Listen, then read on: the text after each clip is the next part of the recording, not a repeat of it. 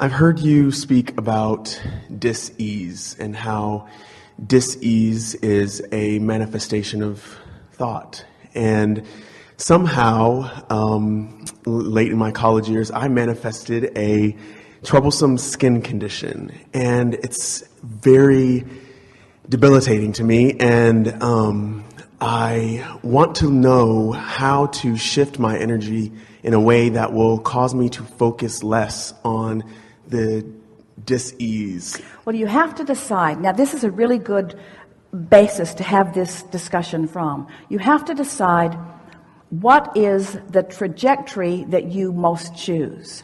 In other words, nothing just happens. It's all a further manifestation of something that has come before it. So there were thoughts, and then more thoughts, and then more thoughts, and then more thoughts. Thoughts that you didn't even recognize that you were having until they began manifesting. And so what we're saying is being unaware of how you were feeling emotionally, and that's all right because most people are unaware until we get hold of them and make you aware. But so ignoring the emotional symptoms, ignoring the emotional symptoms of split energy until there is enough evidence of them that you can't ignore it. And those are sort of key words, so much that you can't ignore it. What we would like to say to you is that there's never a time that something is so significant that you could not ignore it. But by not thinking about something, you have to think about something else. So you got to get general about it. Do you accept that everything that happens is a manifestation of thought? Are you asking me? Yeah. Yes.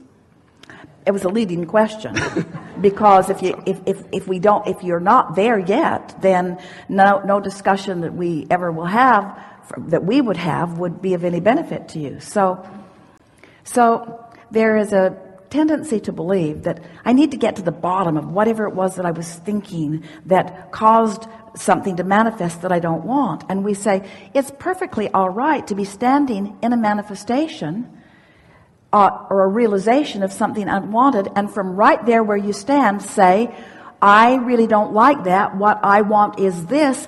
And that's all you need to do. You don't have to go back and explain how you got there. That holds you there longer. You don't even have to understand how you got there.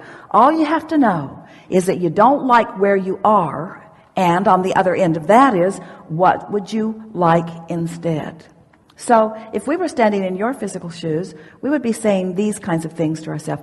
Isn't it nice that since I was ignoring emotional evidence, I got evidence right on the surface of my skin where I can see it? Sort of like the bumps on the side of the road. Isn't it nice? It's just guidance. That is all that it is. It's not a symptom of my dysfunction. It's not an indictment of my soul. It's not an indicator of how good or bad I am. It's just a simple indication of vibrational variance between who I really am and what I really want and who I'm being in this moment. Just giving me an opportunity to soothe myself back into alignment. But the thing that is a little tricky about something that is manifested is now it has your attention. And the more you look at what you do not want, the more you offer the vibration of what you do not want, and the longer it stays. And I look at that every day in the mirror. So you got to find a way to get your mind off of it. You got to find a way to think of other things, to accept it for what it is. We don't see any of you upset that your fingertips are sensitive when you touch the hot stove. We think you're glad. Oh, this is so embarrassing. My fingertips are so sensitive.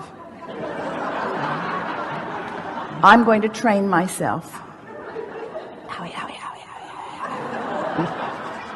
If I do it every day a little bit, and we say, don't do it at all. Don't do it at all. Let your sensitivity serve you, you see. And so, yeah, there are negative emotions that you've been willing to endure. And we want all of you to stop doing that. We want you to all become vibrational snobs. Why put up with thoughts that don't feel good? Because thoughts that don't feel good eventually manifest into unwanted things, you see. So it's just a matter of getting off that subject and being more sensitive to the way you feel.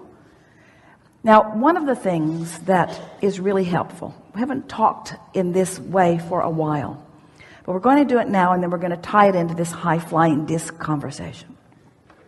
So when you have a manifestation or a realization of something, it always brings with it an emotion.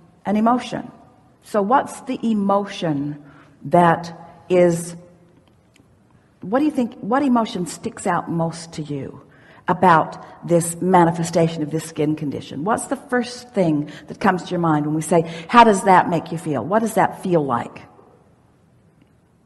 I'm not sure I understand the question.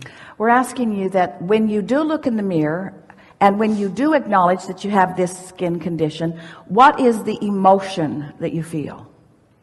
Do you feel out of control? Do you feel powerless? Do you feel annoyed?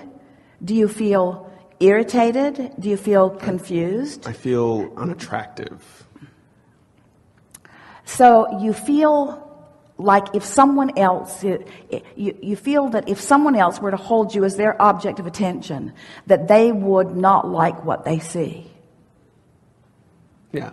So whenever you're able to identify what stands out most, and that is what stands out most, then you got to know that you have that going on even before that. In other words, you care too much about what other people think. You sort of contour your life. You don't want to because you're a freedom seeker. Oh, you are such a freedom seeker. But you still care about what other people think. And have you noticed, it is such an interesting thing that when you're on a high-flying disc and they're not, doesn't matter how much you talk to them, they can't hear you. And if you care about what they think, when you're on a high-flying disc and they're not, and they won't join you, and so you're talking, trying to explain because you care how they feel, because you care what they think, you're going to get a rash.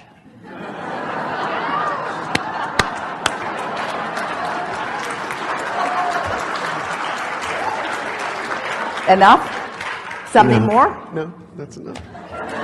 I'm done.